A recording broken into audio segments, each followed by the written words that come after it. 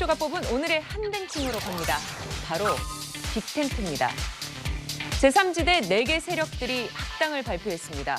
당명은 개혁신당, 이낙연, 이준석 공동대표 체제로 총선을 치르기로 했습니다.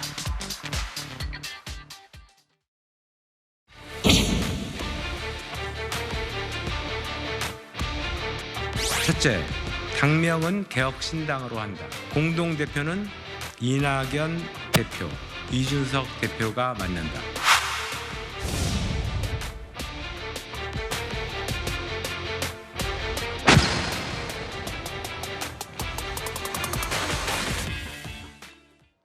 네, 스튜디오에는 이현종 문화일보 논설위원, 최진봉 성공회대 교수, 박상규 채널A 개건 해설위원, 김수민 시사평론가 네 분 나오셨습니다. 안녕하십니까? 네, 안녕하세요.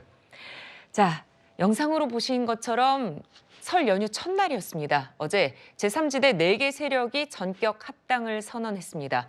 총선을 2달여 앞두고 설 연휴 밥상에 제3지대가 올라가야 한다는 절박감이 작용했다. 이렇게 볼 수 있을까요? 네.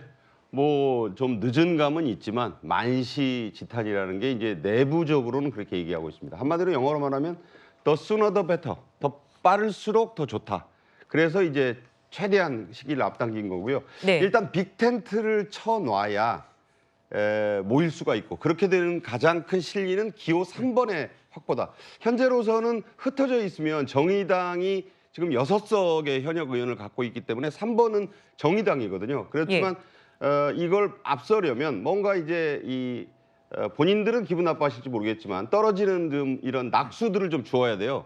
그렇다 보면 그 낙수가 모일 수 있는 공간, 바로 빅텐트를 빨리 쳐야 된다. 이런 절박감이 작용을 했고, 그래서 여러 가지 그 논의와 그런 그 진통이 있었습니다만 합의한 게 아닌가. 그래서 제가 볼 때는 당명은 앞서 그 영상에서처럼 이낙연 대표가 양보를 했습니다. 그래서 개혁신당으로 가기로 했고, 예. 다만 이 실질적인 여러 가지 면에서는 이준석 대표의 양보가 있었다. 다시 말해 지분을 나눠보면 공동대표를 이낙연, 이준석 대표가 맡으면서 한 명씩 4개 정파에서 최고위원을 내니까 3대 2대 1로 일단 이낙연 대표 측이 좀 3을 확보한 거거든요. 거기다가 총괄 선대위원장이라는, 사실 총선에서는 공동대표보다 총괄 선대위원장이 이제 모든 걸 좌지우지하게 되니까 그것을 여러 가지 면에서 연장자이기도 하고, 또 공동대표 중에 이제 이낙연 대표가 맡음으로써 선임 대표로서의 위상을 확보하게 됐다. 사실상의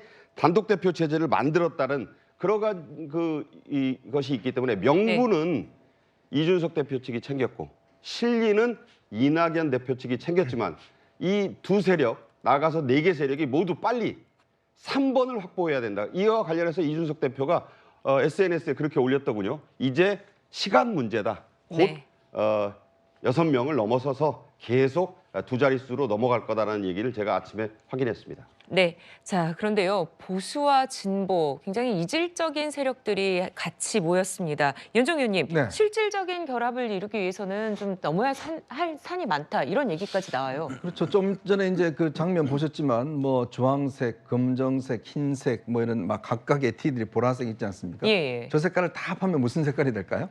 보통 이렇게 어두운 색깔이 되어버리죠. 그러니까 우리가 요리를 할 때도 설탕과 소금을 적절하게 쳐야 되는데 설탕과 소금을 왕창 넣어버리면 이게 맛이 없거든요.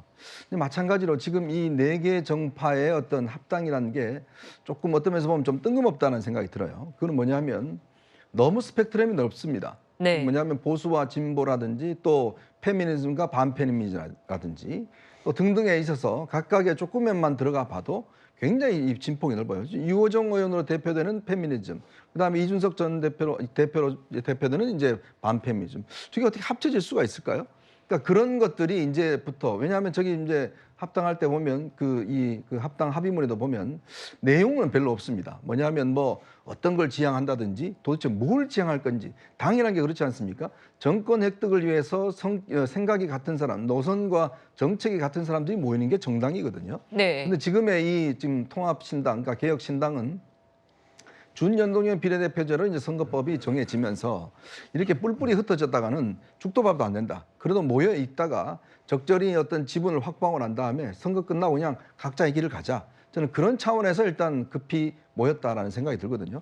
근데 그날 아마 이 용산역에서도 인사할 때도 보면 어떤 분은 이준석 전 대표한테 반갑게 인사하는 반면에 딴 사람하고는 악수도 하지 않고 예, 그렇죠. 이낙연 전 대표하고 악수한 사람은 또 이준석 전 대표하고 악수하지도 않고 이런 모습들이 연출됐다고 그래요. 현장 기자들 이야기 들어보면 그만큼 굉장히 이질적인 집단이 모여 있었기 때문에 아마 이제 디테일에 들어가면 굉장히 아마 파열음도 많이 날 가능성도 있다. 저는 그런 생각이 듭니다.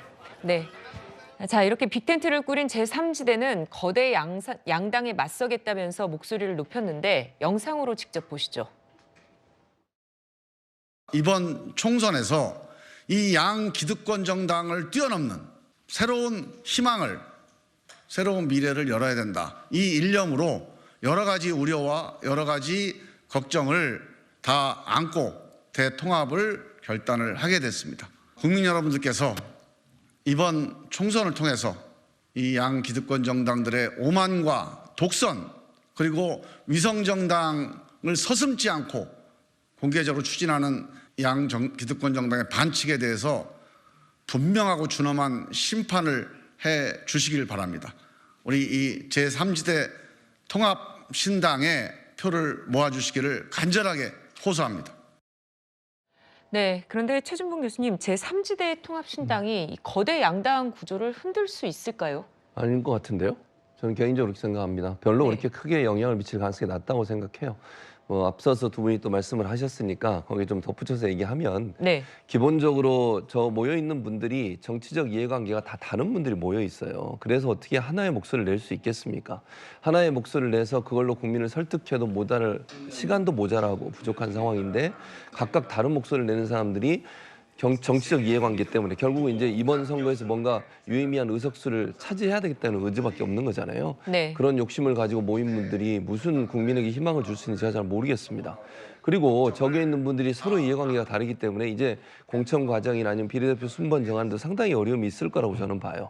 또 나눠먹기를 해야 되잖아요. 예를 들면 예전부터 같이 했으면 모르지만 각각 다른 생각과 가치관을 갖고 있는 분들이 모여가지고 필요에 의해서 이번 총선의 필요에 의해서 모인 분들이니까 자기의 이익을 그렇게 쉽게 포기하지 않습니다. 그러니까 당명이야 자기들 볼 때 이제 어쨌든 설날 전에 이걸 통합을 해야 되겠다는 생각이 있었기 때문에 일정 부분 포기했지만요.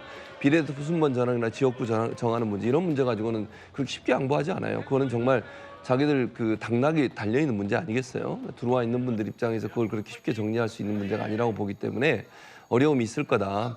그렇게 되면 결국 이제 저 안에 파열음이 생기게 되면 국민들이 과연 제3지대라고 하는 신당에 대한 기대감이나 이런 부분들이 많이 희석될 가능성이 있고요.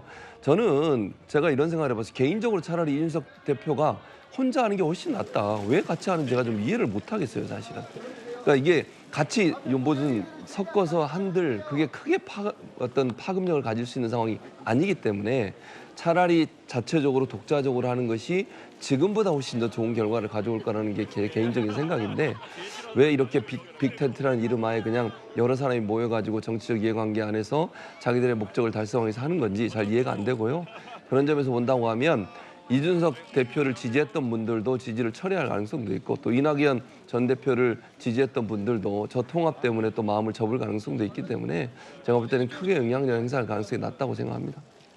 네, 앞서서 이 거대 정당에 대한 판단을 해달라, 이렇게 심판을 해달라 이런 얘기도 나왔었는데요. 김승민 평론가님, 국힘이나 민주당 쪽에서는 별다른 의견을 내고 있지 않죠? 네, 뭐 이번 설날 연휴를 앞두고 좀 빅 이벤트가 일어났는데 예. 뭐 현재 연휴기도 하고 또 각 당 입장에서 또 가타부타 얘기할 말도 별로 없을 거예요. 그렇기 때문에 일단 논평을 내지는 않고 넘어갔고 앞으로 이제 사실 이 제3지대 신당에 대해서 거대 양당에서 대비는 해두고 있어야 됩니다. 근데 이게 좀 셈법이 간단하지 않은 것이 예. 이 신당이 어느 쪽, 그러니까 국민의힘과 민주당 쪽 가운데서 어느 쪽의 표를 더 잠식할지는 알 수 없는 거거든요. 이것은 아마 거의 투표함을 열어봐야 알거나 혹은 투표함을 열어봐도 해석이 엇갈릴 수 있는 그런 문제입니다. 이게 비근한 사례가 지난 대선 때 안철수 후보인데 안철수 후보하고 윤석열 후보가 단일화되면 표가 많이 갈 거다. 시너지 효과가 있을 거다라고 얘기했지만 여러 가지 통계를 다 분석해보면 안철수 후보를 지지했던 사람들의 상당수가 이재명 후보한테도 간 것으로 드러났거든요.